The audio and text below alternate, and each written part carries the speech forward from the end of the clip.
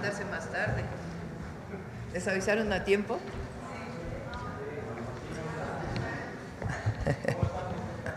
Bien, muy bien, buenos días a todas y todos, a todos los trabajadores y trabajadoras de México.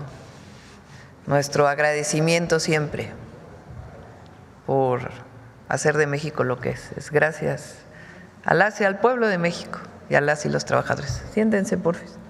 Bueno, el día de hoy, como ya vieron la publicación, cambiamos la hora de la conferencia porque ayer en la noche, en la tarde-noche, recibimos una comunicación de que el presidente Trump buscaba hablar con nosotros. Nosotros habíamos pedido una llamada hacía tiempo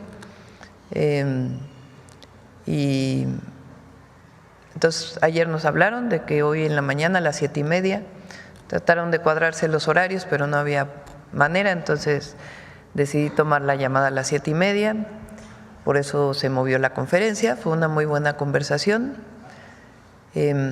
y aunque no hay un acuerdo específico, lo importante es que estamos trabajando en ello y hay un deseo por parte del gobierno de los Estados Unidos y nuestro en que alcancemos todavía mejores acuerdos en materia comercial. Recuerden que nosotros, aún con lo que se publicó hace 2 días, que es benéfico para México, queremos todavía una mejor condición para la industria automotriz y de acero y aluminio. Entonces, lo que está muy interesado el gobierno de los Estados Unidos es en disminuir el déficit, que ellos llaman déficit con México. Y desde hace tiempo nosotros hemos estado planteando que busquemos la manera en toda la economía de cómo puede comprarse más hacia los Estados Unidos y nosotros, es decir, tener aún más comercio que el que tenemos de ambas partes para beneficio de ambos países. Y acordamos seguir trabajando en ello, para lo cual tanto el secretario de Hacienda y del Tesoro de Hacienda nuestro y del Tesoro de Estados Unidos, como el secretario de Comercio de Estados Unidos y el secretario de Economía de México, pues van a continuar trabajando en estos días para poder obtener todavía mejores acuerdos. Entonces esta fue la llamada, una llamada muy cordial, breve, fueron como 10 minutos, 15 minutos y acordamos esto. Entonces es una buena señal de que seguimos avanzando en todavía pues el fortalecimiento del tratado y los temas que a nosotros nos interesan y obviamente los que a ellos les interesan. Pues esta es la información sobre la llamada y el día de hoy, Día del Trabajo, viene el secretario del Trabajo a platicar con nosotros todo lo que se ha avanzado con la cuarta transformación para la mejora de las condiciones de trabajo de los y las trabajadoras mexicanas. La primavera laboral que llama Marat en nuestro país. Vamos a guardar algunas otras noticias para más tarde, que hay una comida con sindicatos, representantes de los sindicatos, de las y los trabajadores de México. Y ahí vamos, ¿es a las qué horas? A las 2 de la tarde. Ahí vamos a dar algunas otras noticias. Y hice una invitación a Pablo Gómez, porque hoy sí vamos a hablar del FOBAPROA. Entonces, primero Marat, luego vamos a presentar un pequeño documento que hicimos sobre cómo fue que se dio el FOBAPROA, qué significó. Y después Pablo, que estuvo muy vinculado a lo que significó la auditoría del FOBAPROA, pues nos va a platicar, que tiene mucho conocimiento sobre este tema. Y luego ya pasamos a las preguntas, si les parece, y cerramos con Mujeres en la Historia. Entonces, Marat primero.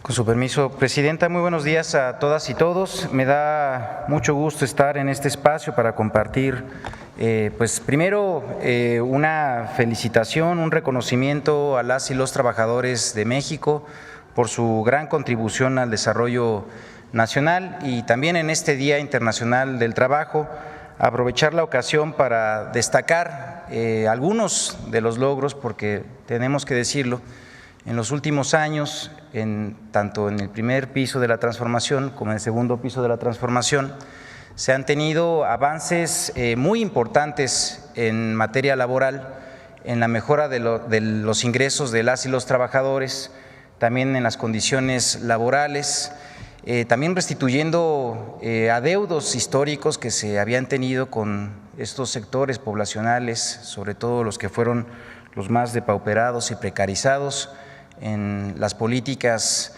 de la larga noche neoliberal, y en ese sentido también destacar que ha tenido un papel muy importante la política laboral en la reducción de la pobreza, que ha sido en ese sentido uno de los grandes elementos y contribuciones de la Cuarta Transformación a la vida nacional. En ese sentido, Presidenta, compañeras y compañeros de los medios de comunicación, me voy a permitir hablar de los avances que se han tenido en materia laboral, esto, como ya mencioné, en el marco del Día Internacional de Trabajo.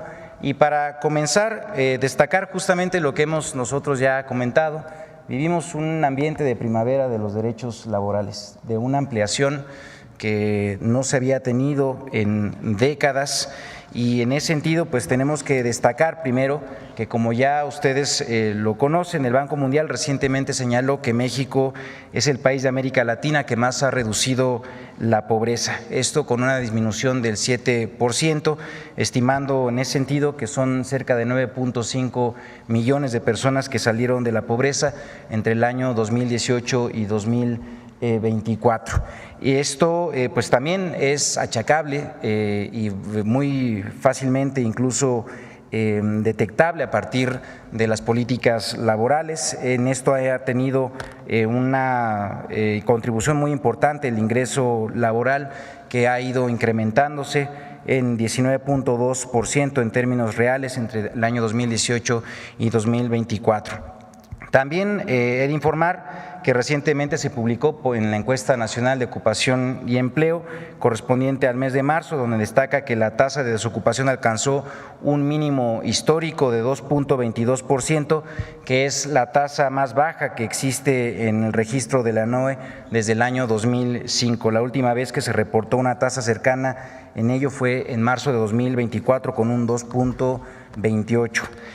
También comentarles que durante el primer piso de la transformación, el gobierno del presidente Andrés Manuel López Obrador, como saben, se dio un cambio en la política salarial del país, en el cual además no solamente se procuró que estuvieran los aumentos salariales por encima de la inflación, sino además se hicieron con importantes creces, y en ese sentido se dejaron atrás algunos de los mitos del dogma neoliberal, en donde se decía que el incremento salarial tendría impactos negativos en la inflación, en la generación de empleo, con lo cual, como digo, ya quedó atrás en el pasado esa creencia. En la Cuarta Transformación recibimos un salario mínimo de 88.36 pesos, y ahora en 2025 el salario mínimo en la zona general del país es de 278 pesos y en la zona libre de la frontera norte de 419.88. Estos incrementos han representado una recuperación del salario mínimo en términos reales, es decir, ya incluso por encima de la inflación, hablando de sí, de 134%. También se ha incrementado el salario mínimo de manera sostenida con los siguientes resultados. Mientras que en 2018 solo se podía comprar 0.8 canastas básicas, en 2025 el poder de compra, esto al mes de marzo, es de 1.8 canastas básicas, con el objetivo de la presidenta Claudia Sheinbaum, que ya lo estableció también, decirlo, tenemos que llegar a las 2.5 canastas, esto para el año 2030. Los incrementos de los salarios mínimos de 2019 a 2024 redujeron la brecha salarial de género, que esto es también una contribución muy importante a un tema que, pues, como saben, también ha sido muy dolido en el ámbito laboral por la brecha salarial que existe justamente en este ámbito, en el de género. El impacto es mayor en aquellos municipios en donde residen las mujeres más pobres, pues la brecha de género se redujo ahí incluso a un 66%. Los incrementos salariales se han dado en su mayoría a partir del consenso entre el sector obrero y empresarial, y esto es algo muy importante que destacar en la política laboral de la Cuarta Transformación. Estos avances se han dado a través del diálogo social con las y los empresarios, también con las y los trabajadores, y en ese sentido muchos de ellos ha sido a través del consenso, Presidenta, y seguimos siguiendo con ellos sus instrucciones para lograr que estos avances sigan a través de esta ruta. Por la otra, conocen ustedes el programa Jóvenes Construyendo el Futuro, un programa además de los más importantes, esto dentro de la política del bienestar de nuestro país. Ahora ya también es un derecho constitucional, como lo hemos presentado en otras ocasiones, y el programa está enfocado a atender a jóvenes entre 18 y 29 años que no estudian y no trabajan, para incorporarlos en capacitación en el trabajo, es decir, para que puedan aprender experiencia, habilidades, desarrollo de sus capacidades, esto en diversas unidades económicas como pueden ser talleres, tiendas, comercios, negocios, a lo largo de un periodo de 12 meses en los cuales los jóvenes reciben, así también por parte del Gobierno de México, un salario mínimo, además de su incorporación al seguro médico del IMSS, con lo cual también se le está dando cobertura a este importante segmento poblacional que no contaba con este apoyo anteriormente. Al momento, desde principios del año 2019 a la fecha, han participado más de 3 millones de jóvenes, de los cuales 60% son mujeres, con una inversión también sin precedentes en la juventud de nuestro país de más de 139,000 millones de pesos. Esto dista muchísimo de lo que también durante 30 años de políticas neoliberales se apoyó a la juventud, en donde pues haciendo un rastreo de todos los apoyos que se dieron en su momento fueron solamente 7,000 millones de pesos, y bueno, pues aquí el contraste del compromiso con la juventud de 139,000 millones de pesos. También pues decirlo, como el apoyo económico que se da es vinculado al salario mínimo. Comenzamos con un apoyo de 3,600 pesos, esto en el año 2019, y en la actualidad los jóvenes reciben el salario mínimo general, que son 8,480 pesos. Mencionar también que de las y los jóvenes participantes, 7 de cada 10 se encuentran en un empleo u ocupación productiva una vez concluida su capacitación, lo cual es pues prácticamente el triple de la tasa de empleabilidad de lo que los jóvenes cuando buscan por su propia cuenta una ocupación o trabajo. También comentar que respecto al empleo, hemos tenido importantes avances. Esto justamente decirlos que a través del Servicio Nacional de Empleo, que es la oficina por parte de la Secretaría del Trabajo del Gobierno de México, donde se facilitan las vacantes de trabajo para los buscadores de empleo y también para las empresas que puedan publicar justamente los espacios que ofertan, pues hemos contribuido a que 2,4 millones de personas puedan estar vinculados a un trabajo, de los cuales además decirlo, como ya mencionamos también anteriormente, 162,179 personas han sido en los meses que corresponden al gobierno de nuestra presidenta, la doctora Claudia Sheinbaum, con ello también contribuyendo al buen ambiente laboral que ya destacamos. Desde el Servicio Nacional de Empleo también se participa en el Plan México a partir de la realización de las 4 grandes jornadas de las Ferias Nacionales de Empleo. La siguiente está programada al mes de junio, como también ya comentamos. Se promueve a través también de esta oficina la movilidad laboral ordenada y segura a través del programa de trabajadores agrícolas temporales, donde han sido enviados a trabajar a Canadá entre enero y marzo de 2025 a más de 8,000 personas trabajadoras, esto a través de un mecanismo que es regular, seguro y ordenado, y que nos permite pues nuevamente mostrar que hay posibilidades de generar mecanismos con estas características de movilidad incluso internacional. En el marco, además de la estrategia México te abraza, el Servicio Nacional de Empleo apoya a las personas repatriadas en búsqueda de empleo. También destacar que hemos avanzado muchísimo esto en mejora de condiciones para el trabajo digno y justicia laboral. Como saben, también vivimos una reforma en esta materia en el año 2019, se dio un cambio de paradigma en el ámbito laboral, se transformó el sistema de justicia laboral y con ello las y los trabajadores tienen un mayor acceso a la justicia de manera pronta y expedita.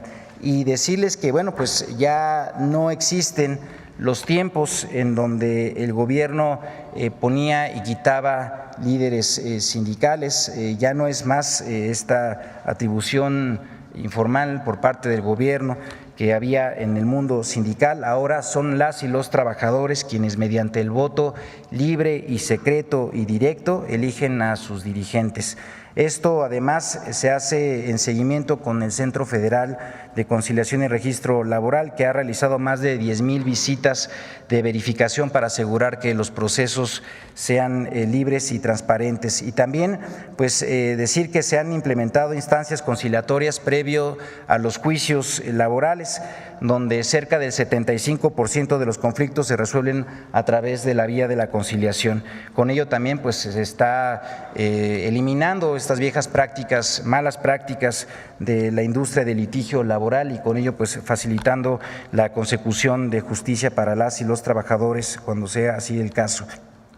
También comentar que se legitimaron cerca de 30,000 contratos colectivos de trabajo, es decir, los trabajadores conocieron ya sus contratos colectivos, asistieron también a las votaciones para poder con ello legitimar y dar aval a este contrato, y decir que estas convocatorias que se hicieron a los 30,000 de los 30,000 contratos colectivos que fueron legitimados, pues participaron cerca de 5 millones de trabajadores y trabajadores en todo el territorio nacional. También avanzamos en una reforma histórica, esto en materia de subcontratación.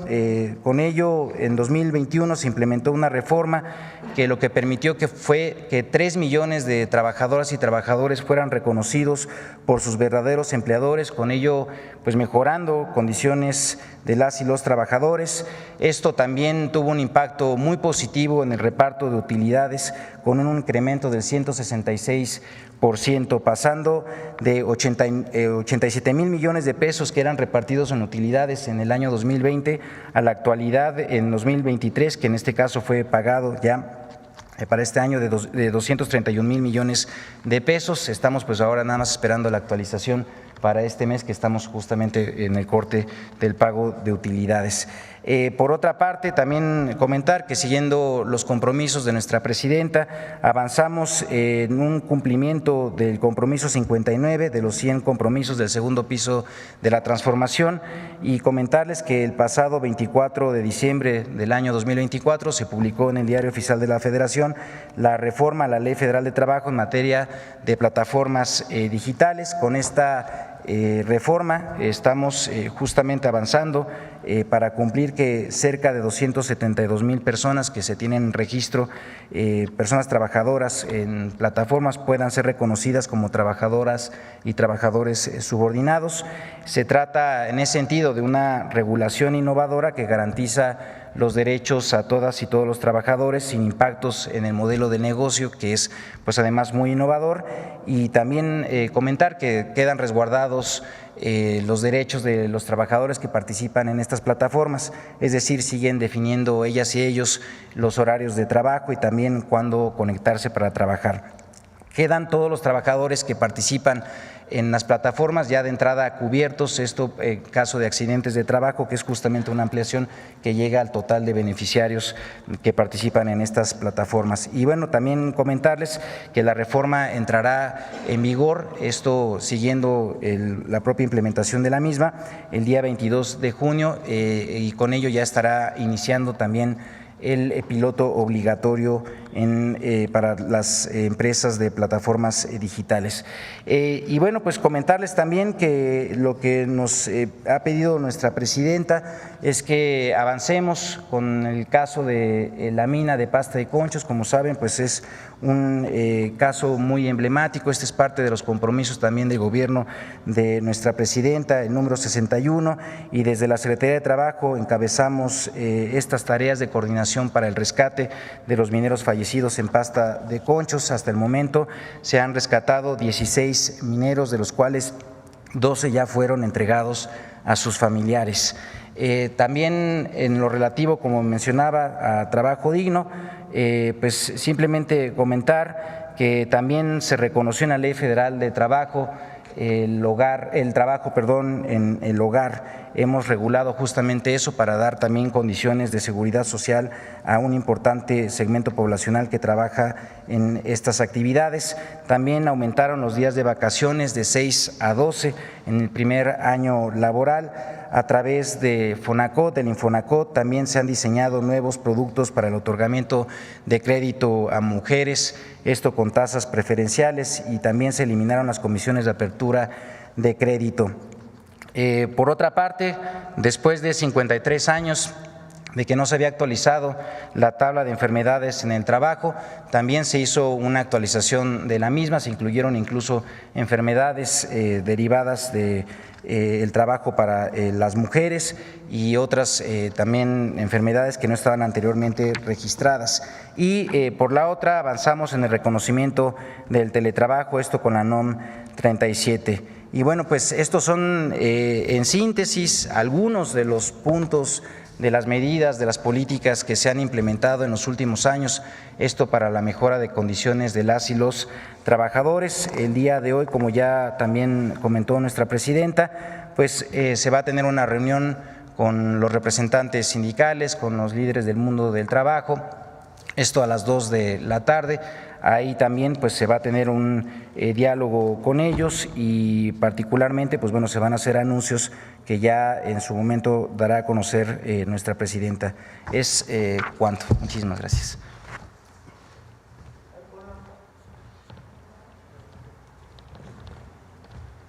Antes de pasar a FOBAPROA, quiero enseñarles una gráfica de un reporte que salió el día de ayer. Eso es lo que está antes, a ver si pones la gráfica, espérame, es elaboración propia con datos de State of the Global Workplace, estado de Workplace, ¿cómo se traduce? Del espacio de trabajo global 2025 de Gallup. Y a ver, pon el original la tabla. Arriba. Dice, imagine una escalera con escalones numerados del 0 en la base al 10 en la cima. Supongamos que la cima de la escalera representa la mejor vida posible para usted y la base la peor. ¿En qué peldaño de esa escalera diría que se encuentra en este momento? Esto es una encuesta que le hizo Gallup a trabajadoras y trabajadores de todos estos países. A modo de estimación, ¿en qué peldaño cree que se encontrará en el futuro, digamos, dentro de 5 años? Bueno, en este peldaño México sube 7 y está en el segundo lugar. O sea, en una encuesta a las y los trabajadores mexicanos y de todo el mundo, de en qué lugar se encuentra de acuerdo a su evaluación de vida, pues México está en el segundo lugar. Y si consideramos el G20, que es la otra gráfica que ya es elaboración propia, o sea, se sacan los países del G20, México está en primer lugar. Esta es una evaluación de una encuesta de las y los trabajadores, comparado con la evaluación de los trabajadores de otros países. A ver si se los compartes con él. Bueno, ahora sí vamos al FOBAPROA. Vamos primero al documento y luego vamos a, sí, el video, y luego vamos con Pablo.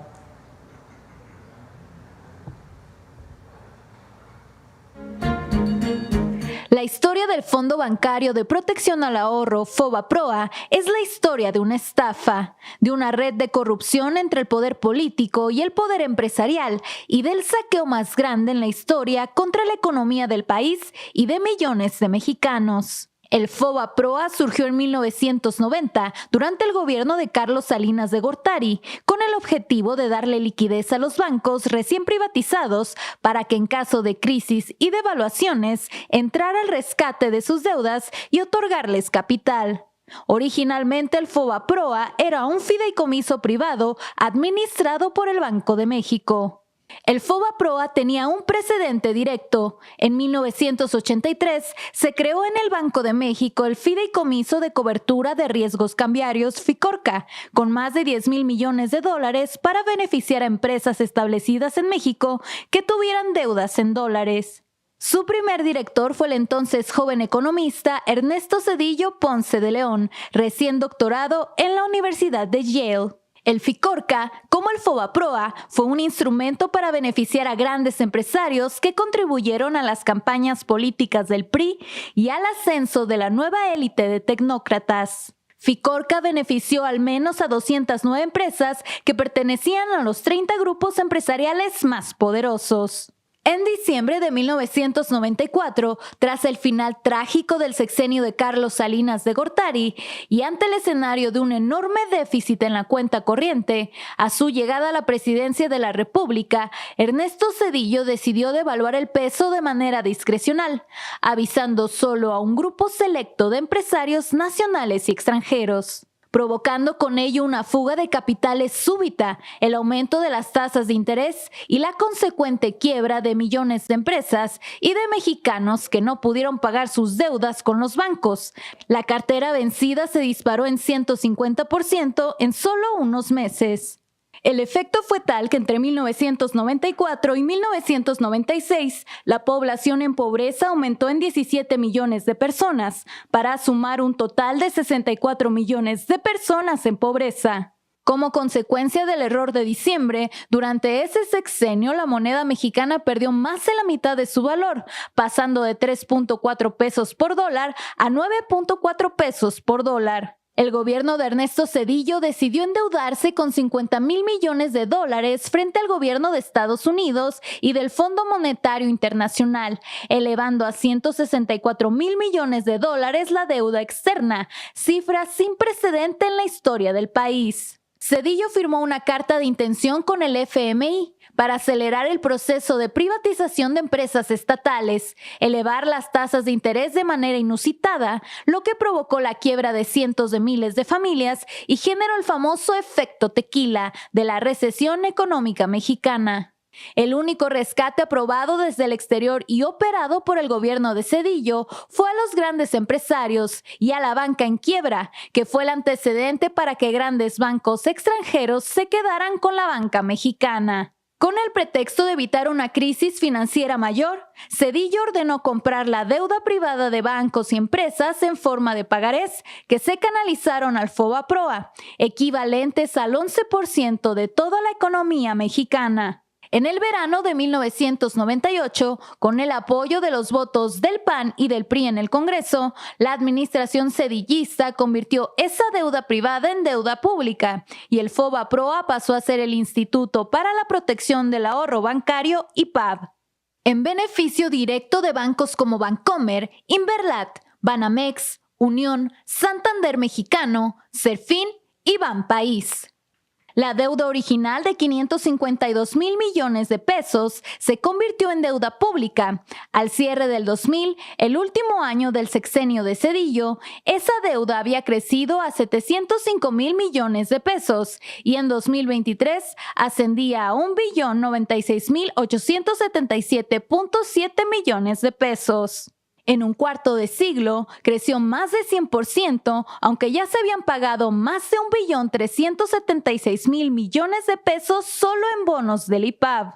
Se trata del saqueo más grande a las arcas mexicanas y un acto de corrupción que contó con el apoyo de legisladores del PRI y del PAN en contubernio con grandes empresarios y políticos que se beneficiaron directamente de este proceso. No fue casual esta complicidad. Entre los empresarios beneficiados están varios políticos del PRI y el PAN, cuyas empresas se beneficiaron del FOBAPROA, como Vicente Fox, Fernando Senderos Mestre, el regiomontano Fernando Canales Clariont, José Eduardo Robinson Burs Castelo o los empresarios políticos Carlos Hank Ron, que donó 25 millones de dólares a las campañas electorales de Zedillo y de Roberto Madrazo en 1994, o los casos más conocidos de Carlos Cabal Peniche, Fernando Laquenau Rocha y Ángel Isidoro Rodríguez, y grupos empresariales importantes vinculados con Pablo Escandón Cusi, Manuel Gómez Daza Rangel, Claudio X González Laporte, Agustín F. Legorreta Chaubet, la familia Ballesteros, Valentín Díez Morodo, David Peñalosa, Ricardo Salinas Pliego y Enrique Molina Sobrino. El FOBAPROA fue el modelo para otros rescates discrecionales, como el carretero de 1997, que costó más de 165,000 millones de pesos, o el rescate azucarero de 27 grandes ingenios por más de 30,000 millones de pesos. En 2005, la Comisión Investigadora del Senado de la República sobre el FOBAPROA y PAV consideró a este mecanismo como un despojo en el que se detectaron operaciones irregulares por montos millonarios, por las que se presentaron denuncias por defraudación fiscal, tráfico de influencias, uso indebido de atribuciones, conflicto de intereses, fraude corporativo, uso de información privilegiada, engaño y perjuicio a la nación. Hasta Carlos Salinas de Gortari, ex jefe de Cedillo y padre del neoliberalismo, calificó al FOBAPROA en su libro La década perdida como una capitulación y entrega de áreas fundamentales de la economía a extranjeros. Pablo.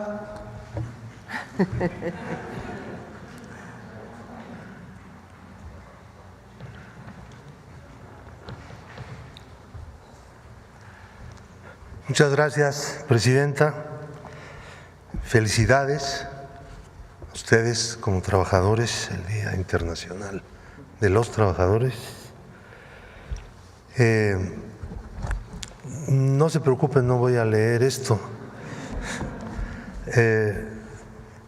Lo que acabamos de ver es una buena exposición sintética de una tragedia que se pudo haber evitado con un poco de sentido de responsabilidad con el pueblo de México, con un poco de patriotismo y con un mucho de valor y decisión a la altura de las circunstancias, que nada de eso predominó en el poder de entonces. La tendencia hacia la salida de capitales del país empezó a principios del año electoral, pero no se debió al hecho de que iba a haber elecciones, sino de la situación de la economía y de la política de Carlos Salinas de contener de manera artificial el tipo de cambio. Esto generaba un impulso hacia la salida de capitales de los dueños del dinero, que buscaban pues ciertas garantías del mantenimiento del poder adquisitivo de sus fondos. Esto fue advertido no solamente por economistas, sino también por uno que otro empresario. El gobierno consideraba que no debería actuar con fuerza frente a esta tendencia porque iba a haber elecciones. Ese era el argumento principal, que después de las elecciones ya se iba a componer todo. Después de las elecciones las cosas se empeoraron muchísimo más por la presión. Durante esta época, este periodo, los bancos daban créditos quirografiarios, es decir, sin ningún respaldo, nada más con la pura firma del que recibía el crédito. Créditos millonarios, créditos a personas relacionadas con los bancos, es decir, accionistas, altos funcionarios de los bancos, parientes de los gerentes. Hicieron un reparto de créditos baratos por muchos millones de pesos. Esto está documentado. Ahora vamos a hablar de eso.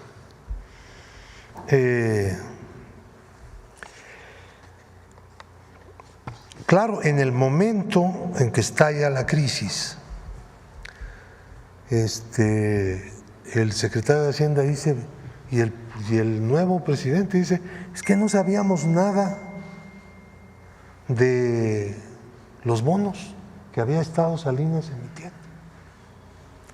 ¿Cómo que no sabían nada si eran miembros de ese gobierno? Pues ¿de dónde llegaban? Llegaban del mismo grupo político. Cedillo no iba a ser el candidato, ustedes lo saben, todo el mundo lo sabe. El candidato era Colosio, él fue, digamos que el relevo. Pero Cedillo era el coordinador de la campaña de Colosio. Entonces había estado en el gobierno directamente, tenía conocimiento de eso.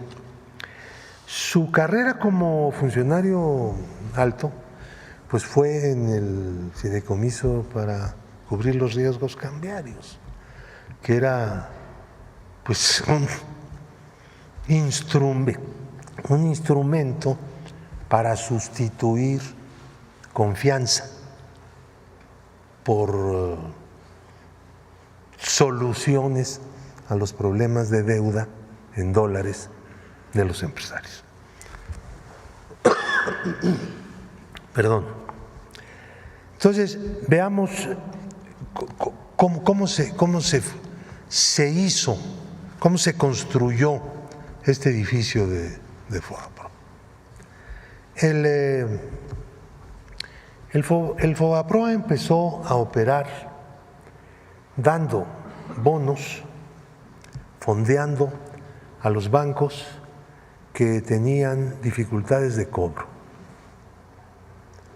Una cantidad enorme de créditos que estaban en cartera vencida y que el FOBAPROA asumía a cambio de bonos que se le entregaban y entraban al activo y al patrimonio del banco. Entonces, FOBAPROA empezó a cubrir adeudos privados. Esta no era la función. La función del FOBAPROA era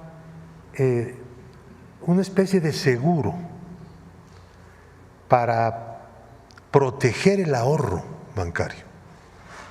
Cuando un banco entraba en dificultades, la Comisión Nacional Bancaria intervenía al banco y entonces lo podía sanear utilizando las cuotas pagadas por los bancos al FOBAPROA y cubriendo, por lo tanto, determinados quebrantos, aunque no había un techo como después se puso, de todas maneras, pues eso estaba en dependencia de la política de la propia autoridad del país. Empezaron a dar, en la Cámara no había informe, no se informó nada a la Cámara. Estaban simplemente pues regalando dinero, pues, para decirlo en términos llanos.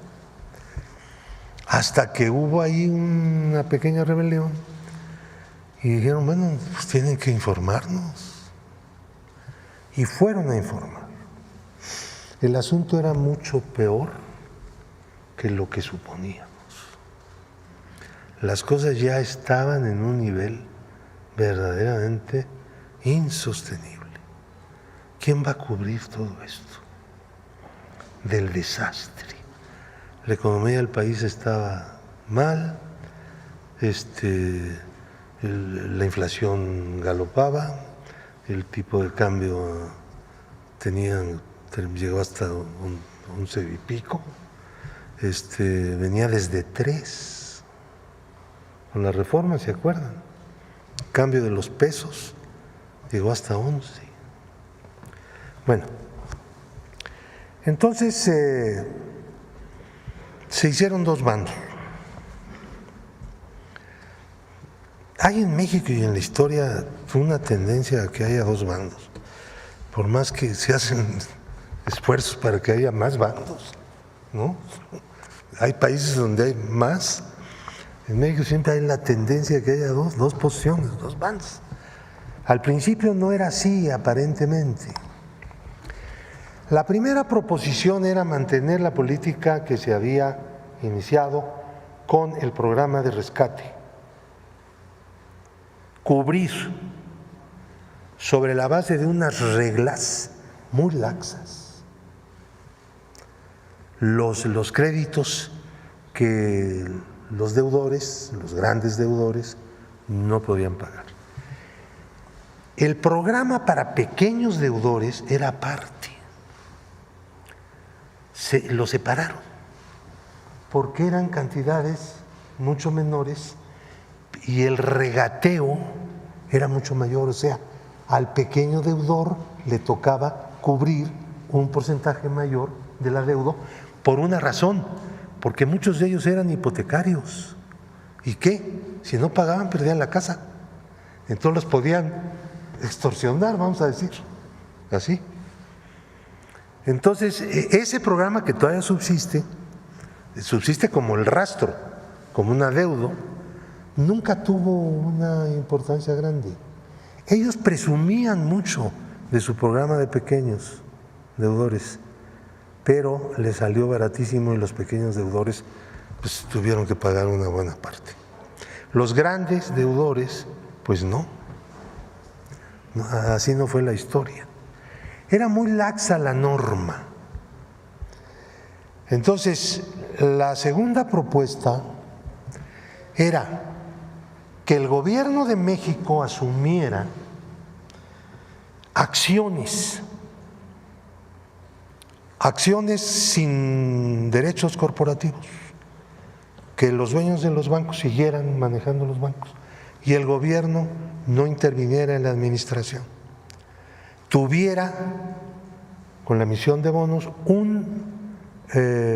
una parte, la parte necesaria de acciones para fortalecer el activo de los bancos y que estos siguieran operando. Con el tiempo, una vez que los bancos empezaran otra vez a tener utilidades, que era previsible que dentro de un determinado tiempo, pues lo obtuvieran. Entonces, con las ganancias, productos de las utilidades de esas inversiones de capital, de esas acciones, empezarían a amortizar las mismas acciones. Entonces, no sabíamos exactamente cuánto tiempo iba a durar, pero desde luego no 25 años, era imposible. Si esto hubiera resuelto se hubiera empezado a resolver en el momento en que, como ocurrió, los bancos empezaran otra vez a tener utilidades. Ahora tienen unas utilidades grandísimas, pero no amortizamos nada. Nada. Un año después en Japón, esta propuesta se aplicó, la que yo presenté. Y les fue bien, digo, dentro de lo que cabe, tenían una crisis espantosa, pero salieron. También lo hizo el presidente Obama, lo comentábamos hace un momentito, lo recordábamos, con algunas empresas, en lugar de hacer ese salvamento, decir, te doy dinero y me cobras los intereses de lo que te estoy dando. ¿Cómo?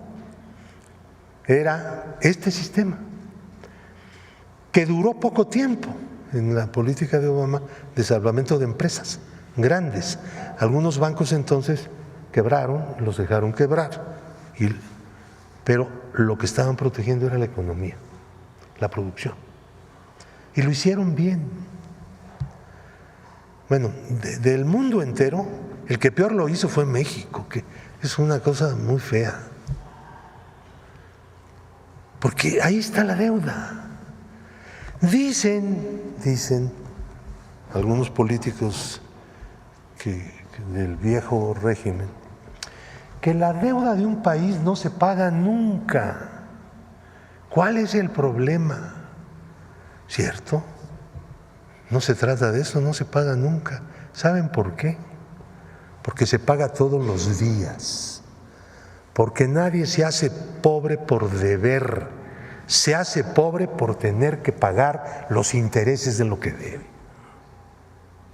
Esa es nuestra historia, es nuestra realidad. Porque el pasado nos persigue cuando las cosas que se hacen son de una profundidad dañosa inmensa. La auditoría. Vamos a aterrizar ahí. Bueno, entonces había dos proposiciones. La proposición que ganó, el PAN estaba ahí nadando y finalmente pues, no era cierto. Estaba en la misma propuesta. Reconocer la deuda de FOBAPROA. Y la nuestra, en esa época, el presidente del PRD era Andrés Manuel, justamente. Yo la presenté y dije, bueno, esto que acabo de explicar. Es importantísimo tener presente que había dos propuestas, que no era fatal reconocer la deuda. El Congreso tiene la facultad de reconocer la deuda, pero las deudas no se pueden contraer si no son para inversiones que generen ingresos. Eso dice la Constitución. ¿Sí? Aceptar la deuda era inconstitucional. Bueno, dice Zedillo que se auditó el FOBAPROA y que se entregaron los resultados en su momento. Miente feo. Miente feo. ¿Eh? Hay varias formas de mentir. Miente feo. Aquí está el que no quisieron entregar. Entregaron en la Cámara un disco encriptado. Tenía 5 llaves. 5 llaves. Larguísimas. Aquí están los 5 passwords. Entonces, le dieron una al PRD, otra al Verde, otra al PT, otra al PRI y otra al PAN. Para poder desencriptar había que tener las 5. Nosotros, después de una acción política, tomando en cuenta que los candidatos, tanto del PRI como del PAN, pues tenían que dar respuesta a la exigencia de que dónde está la llave del disco, ¿no? Pues sí. Hablando del INAI. Sí. Entonces, Cuauhtémoc inmediatamente intervino y dijo, a ver, mi aliado que tengo ahí, que era el PT, pues se suelta y además ellos estaban de acuerdo, no había que presionarlos. Los del PAN dieron una llave que no era Fauci Handam. Ese es, bueno, para esas cosas, ¿no? La entregó, pero era falsa. Entonces se generó un conflicto interno en el PAN, diciendo, pero ¿qué les pasa? Estamos en vísperas de una elección y ustedes jugando con esto. Entonces entregaron la llave. Entonces ya teníamos 4 llaves, pero imposible de abrir. Hacíamos cuentas y nos tardamos un año con las máquinas que teníamos. Entonces le pedimos ayuda a un científico bueno para estas cosas y empezó a trabajar y avanzó algo en la descriptación o desencriptación. Pero de repente dijo, oye, yo ya no puedo trabajar más porque tengo muchas cosas y ya me tengo que detener. Entonces el jefe, el ciberjefe que teníamos en el grupo parlamentario, Hilario Juárez, se puso a trabajar a partir de lo que su amigo ese científico, son egresados de la Facultad de Ciencias, son físicos, y se tardó también un poco, y trabajaban. Y un día, ¡wow!, apareció lo que estaba encriptado, apareció el reporte de la auditoría con los créditos que consideraban pues crimen, delito. Lo subimos a la página, ¿no?, para que cualquiera lo pudiera consultar. Este documento fue público. Estuvo en la página de la Cámara meses. Cuando vino el cambio ahí de presidencia, llegó una priista a ser presidenta de la Cámara, ordenó que quitaran eso, por favor. ¿Qué es eso? De tener ahí como trofeo este documento que se negaban a entregar, a abrir. Tiene aviso de confidencialidad. Este disco CD-ROM contiene la lista completa de las operaciones reportables identificadas durante la ejecución del programa para la evaluación integral de las operaciones del Fondo Bancario de Protección del Ahorro y en el saneamiento de las instituciones financieras de México. Acércate al micrófono. Perdón. Súbele. Perdón. Entonces dice, al momento en que usted tenga acceso a la información confidencial, lo que leías cuando desencriptabas, ¿no? Pero ya llevábamos meses en esto. Y se negaban a entregar. Dice, mediante el uso de las claves o contraseñas contenidas en los sobres adjuntos, se obliga a, 1, preservar la confidencialidad de la información confidencial. Vaya. 2, utilizar la información confidencial exclusivamente para los fines previstos en los artículos 5 y 7 transitorios de la Ley de Protección al Ahorro Bancario, que ya se habían adelantado protegiendo esto, ¿no? Y abstenerse de divulgar por cualquier medio la información confidencial.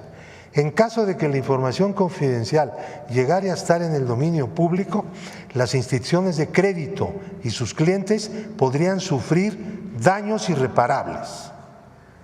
¿Pues cuáles? ¿Que los metieran a la cárcel? No los iban a meter a la cárcel, ya estaba todo planchado. Como no los metieron, ahí traigo otro documento.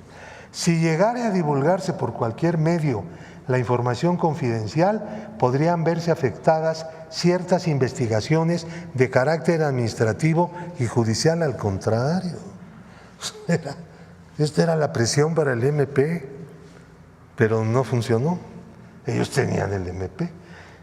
Michael McKay, o McKay, como quieran, no acepta responsabilidad alguna por cualquier daño o perjuicio causado a terceros como consecuencia del uso o revelación indebida de la información confidencial.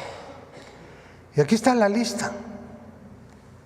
Bueno, quiero decirles que esto que no querían entregar,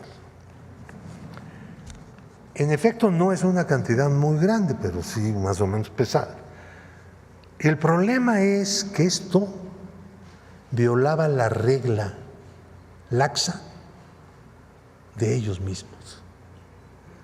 No obstante lo cual, cubrieron estos créditos. La regla de ellos era impresionantemente favorable para los grandes deudores, los empresarios y todo eso, especuladores. Esto estaba fuera de ellos y nunca pudieron explicar por qué Fobaproa en su comité que tenían aprobó esto. Nunca. No dieron la menor explicación. Saben que esto no iba a ser conocido nunca con el sistema del encriptamiento con 5 llaves, ¿no? Con el PRI que dijera no. Yo le mandé decir a la Bastida en aquel entonces, a través de una persona que trabajaba con él y que en algún momento trabajó conmigo en el PSUM, que nos dieran la clave, la llave que eso era lo mejor para el país, para todo el mundo.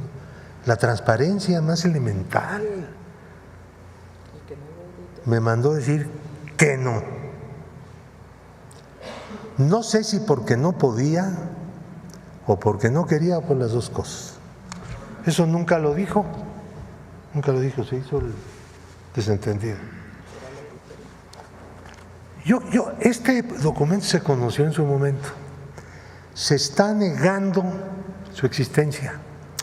Zedillo está diciendo que se entregó el resultado de la auditoría abiertamente en el momento. El resultado de la auditoría que entregaron es donde está la historia, lo que hicieron, más o menos la política que llevaron a cabo, pero también la crítica de la política económica del gobierno, sobre todo bancaria, de aquella época. Está incluido aquí. Yo quisiera, si me lo permite la presidencia, entregar simbólicamente estos documentos aquí a la Presidencia de la República como testimonio de que existen, de que el de los fraudes que hicieron, lo ocultaron y quien lo dio a conocer fue la gente de izquierda en la Cámara. Y el PAN y el PRI lo estuvieron ocultando y les pongo como muestra la propuesta que hizo a ese respecto. El 23 de marzo del año 2000, Fauzi Handam, que había sido el negociador ahí en el grupo, en donde nada más de las dos propuestas que había, no estaban dispuestos a discutir más que una, que era la de ellos, y yo les dije, ¿saben qué? Pues yo me voy, pues ¿qué estoy haciendo aquí? Y ya, ahí quedó la cosa. Y Medina Plasencia, que era el coordinador del PAN, presentaron el 23 de marzo de 2000 un documento propuesto al Pleno de la Cámara, donde la Cámara de Diputados se deslindaba de la publicación de las operaciones reportables, que es este documento que habíamos publicado, y declaraban que solo el IPAB puede darle un uso. O sea, ellos mismos, que se habían dividido entre el PRI y el PAN la integración de los consejeros del IPAB. O sea que ya estaba todo bien planchado. Luego hay un reporte que traigo aquí dejo todo, en donde está la cuenta de las carpetas de investigación que se abrieron, muchos de los cuales, ahí viene la historia, obtuvieron amparos y ejecutorias de amparos en tribunales colegiados de circuito. Otros desistimientos de la acción penal, declarando el Ministerio Público que la conducta que se les había atribuido no era delito. Una maravilla, ¿no? Yo lo dejo aquí en la presidencia de manera simbólica para desmentir que la adhesión del gobierno de Zedillo era que la auditoría fuera transparente. No, la decisión fue que no lo fuera. Y la complicidad del PAN no solamente en la votación que se hizo para reconocer la deuda gigantesca, sino también para desconocer el contenido de este documento que no habían querido que fuera público. Y ahora no sé qué es lo que van a decir, pero como de simbolismo también está hecha la lucha política, que conste que esto se lo volvemos a presentar al pueblo de México a través de su presidenta como un testimonio de lo que hicieron innecesariamente para proteger los intereses de los grandes ricos y poderosos de este país. Gracias.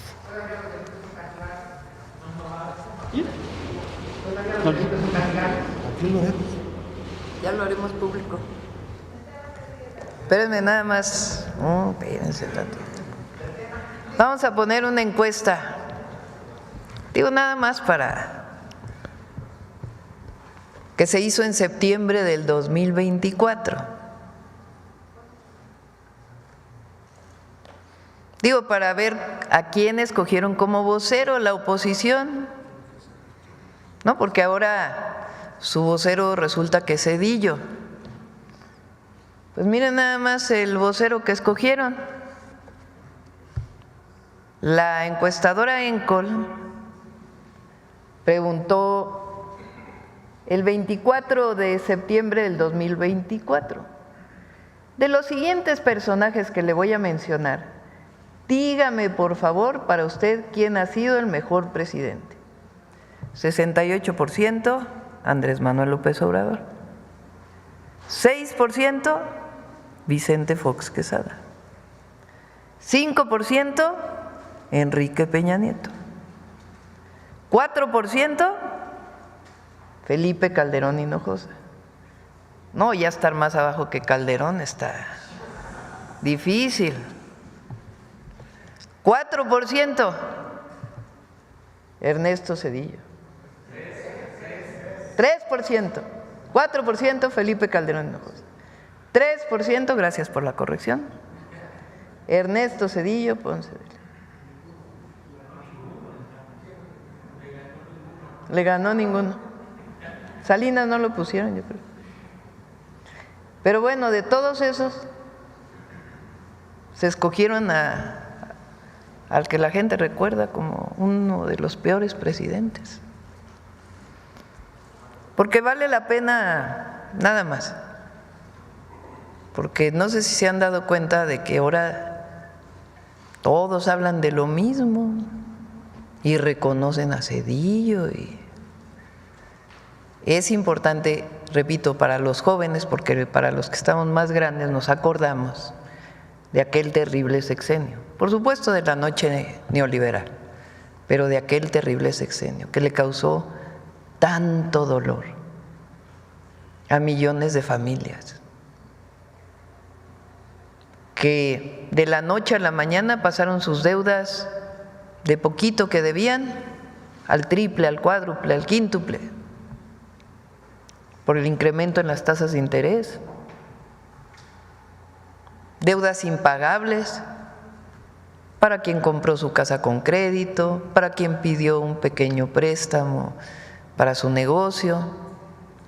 A ellos no se les rescató, a ellos se les trató aparte y perdieron todo. Como bien decía uno de sus compañeros, hubo gente que se suicidó en aquella época por lo terrible que significaba de la noche a la mañana deber tanto dinero. Sin embargo, los grandotes, los bancos, grandes empresarios, todos recibieron sin ningún problema, de la noche a la mañana desaparecieron sus deudas. Deudas privadas convertidas en deuda pública. Como bien dice Pablo, cuando viene la crisis del 94, cuando entra Zedillo, se ha escrito mucho sobre esto, el propio presidente López Obrador tiene un libro del Fobaproa, donde vienen muchos nombres y cómo se dio esta situación. Muchos han escrito sobre esto. Algunas gentes, la mayoría cercanos a nuestro movimiento y otros nada cercanos, que han escrito sobre esto.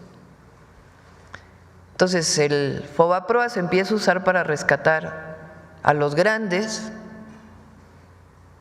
que antes era un fideicomiso privado y de pronto convierten todo eso privado, deudas privadas, en una deuda de todos los mexicanos, que a la fecha seguimos pagando. A ver si nos da Edgar la deuda ahora del IPAVA. ¿Y cuánto se ha pagado? Que es más de $1 billón. Pero espérenme. ¿Perdón? ¿Las denuncias todavía? Hay que revisar eso con el fiscal, pero ya fue hace bastante tiempo y además desde entonces a muchos de ellos pues se cerraron los casos. Ahora, ¿por qué es importante?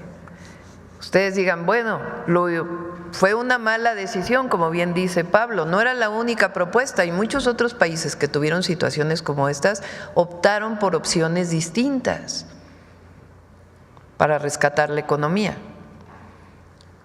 Fue discrecional a quién apoyaban y a quién no. Eso lo dice la propia Auditoría Superior de la Federación en el 98.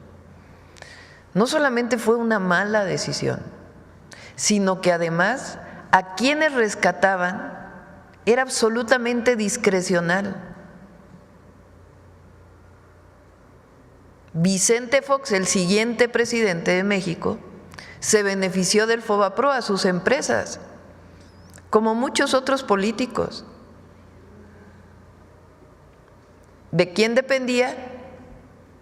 Pues de decisiones discrecionales, este sí, este no. Algunos que ni debían también se les pagó. ¿Hubo transparencia? No. Entonces sí vale la pena recordar lo que fue aquella época. Mañana vamos a hablar de las represiones durante el sexenio de Zedillo. Ahora, sobre lo que dice Zedillo, bueno, es que ni vale la pena. ¿Qué es autoritarismo que el pueblo de México elija al Poder Judicial? Bueno, se cae por sí solo el argumento. ¿Cómo que cuando elige el pueblo es autoritario? Y cuando eligió él, porque recuerden que él cuando llega se quiere diferenciar de lo anterior y quita a todos los de la Suprema Corte. Votan el PRI y el PAN juntos. A todos los quita, cambia la Constitución y elige a 11, ¿no? ¿Quiénes estaban ahí? ¿Quién los eligió? Él. Él los decidió porque él los propuso al Senado y el Senado los votó. Entonces, ¿cómo eso no es autoritarismo? Y que elige el pueblo la Corte es autoritario. ¿Cómo eso es destruir la democracia? Ahora sí que alguien me explique. ¿Cómo es que cuando decide el pueblo es autoritario y cuando decide uno solo es democracia? ¿Quién decidió quién se beneficiaba del FOBAPROA? Él y los suyos. En todo lo demás hay transparencia, pero además pues hay nomás las comparaciones y el reconocimiento del pueblo de México.